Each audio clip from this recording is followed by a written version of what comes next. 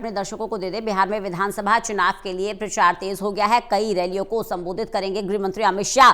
तो पीएम मोदी के साथ साथ अमित शाह भी चुनावी मैदान में प्रचार के लिए मुजफ्फरपुर और महुआ में जनसभाओं को संबोधित करेंगे। 6 नवंबर को होना है पहले चरण का मतदान और 4 नवंबर की शाम को पहले चरण के लिए प्रचार थम जाएगा। ललित नारायण कांडपाल हमारे साथ, हमारे सहयोगी जुड़े हुए। तमाम स्टार प्रचारक चुनावी मैदान में है। ललित, पीएम मोदी के साथ साथ केंद्रीय गृह मंत्री अमित शाह भी चुनाव प्रचार की कमान संभालते हुए और बिहार में ताबड़तोड़ रैलियां और जनसभाएं करते हुए।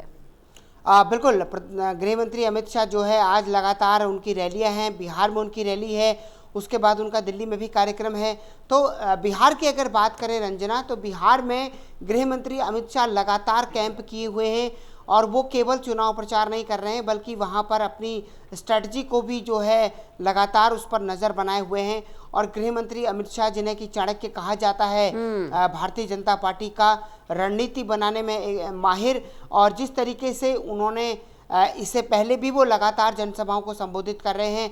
आज भी उनकी 2 जनसभाएं लगाई गई हैं और गृह मंत्री अमित शाह की रैली भी अपने आप में बड़ी इम्पैक्टफुल होती है। कई इलाकों में उनको जिम्मेदारी दी गई है और आज प्रधानमंत्री खुद पाटलिपुत्र में जो है एक तरीके से रोड शो कर रहे हैं। तो भारतीय जनता पार्टी के बड़े नेता भी और कई जगह कार्यक्रम लगे हुए हैं, सभी केंद्रीय मंत्रियों के वहाँ कार्यक्रम लगे हुए हैं। तो सब पूरी ताकत के साथ भारतीय जनता पार्टी इस चुनाव को लड़ रही है।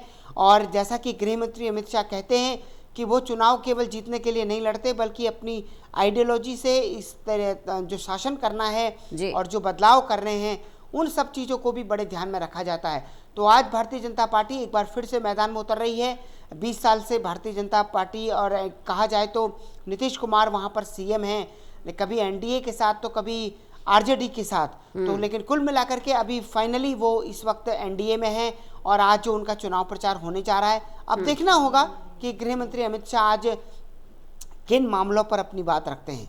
चलिए, बहुत बहुत शुक्रिया ललित हमारे साथ जुड़ने के लिए, इस तमाम जानकारी के लिए। तो